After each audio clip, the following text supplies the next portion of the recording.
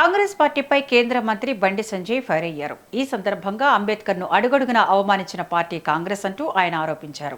జవహర్లాల్ నెహ్రూ కేబినెట్లో అంబేద్కర్ కీలక పాత్ర పోషించినప్పటికీ తర్వాత పరిస్థితుల కారణంగా ఆయన రాజీనామా చేశారని తెలిపారు.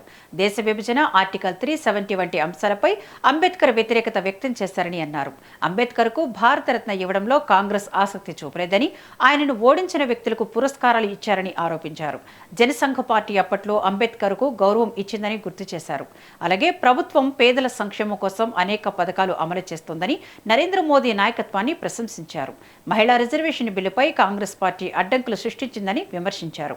మహిళలకు అధిక ప్రాధాన్యత ఇవ్వడానికి కేంద్ర ప్రభుత్వం సిద్ధంగా ఉందని అమిత్ షా వ్యాఖ్యలను ప్రస్తావించారు.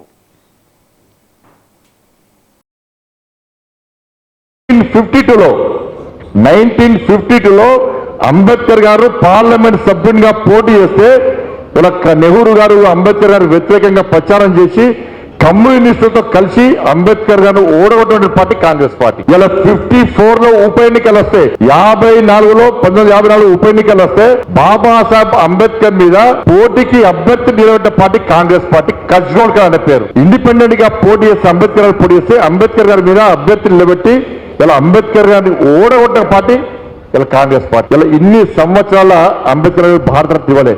నెహ్రూ ప్రధానమంత్రి ఉన్నప్పుడు ఆయన గొప్ప వ్యక్తిగా ప్రకటించుకొని ఆయనే భారతరత్న ప్రకటించుకున్నాడు. సేమ్ ఇందిరాగాంధీ కూడా ఆమెనే భారతరత్న ప్రకటించుకున్నారు.